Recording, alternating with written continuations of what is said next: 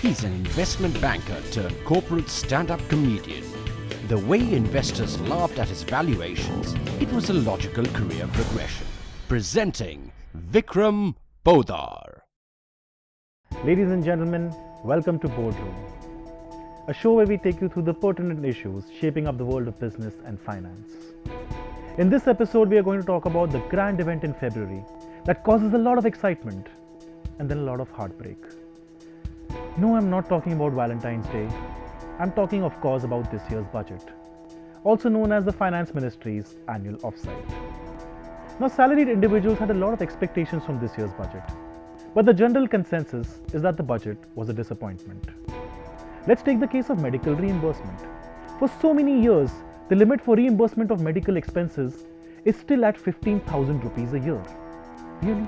15,000 rupees a year? In that kind of money, if you go to get an X-ray, they'll send you back with a selfie. Of course, there have also been a lot of complaints about the increase in the rate of service tax. Now, I know the government might argue that this is required because of the increasing role of services in the economy. But personally, I think the government has forgotten that photography is already under the service tax net. So the service tax base is constantly expanding because every second person on Facebook is now a photographer. I think we should also impose an educational cess on these photographers every time they use the word DSLR. And the funds collected from this cess should then be used to educate these poor folks about what DSLR is. We should also impose an additional surcharge on the number of hashtags that people use on Instagram photos. We could have different slabs for this. 2 to 4 hashtags, 10% of your earnings.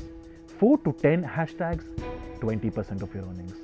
More than 10 hashtags, well, you clearly have no earnings because nobody is that vela. Uday Chopra, please get off the internet. But let's look to more positive news. Let's talk about the government's focus on the energy sector. This year, to raise energy generation in the country, the government has proposed the setting up of 5 plug-and-play ultra-mega power projects.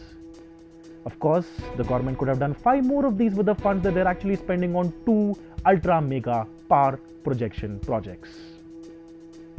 My only concern is that if the government continues to divert funding towards statues, at the end of 5 years, those plug-and-play power projects will end up looking like this. Of course, there has also been a proposal recently that there will be printing of gold coins with the Ashoka Chakra symbol on it to represent Indian culture.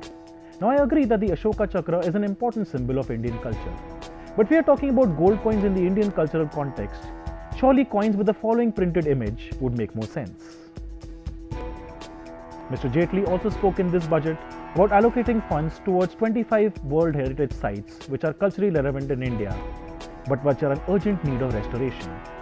Some of the names mentioned were the Varanasi Temple, the old churches in Goa, and Leh Ladakh. But personally, I feel there are a few more important culturally relevant World Heritage Sites in India that are in very urgent need of restoration. Of course, there is one World Heritage Site in India that has already managed its own restoration.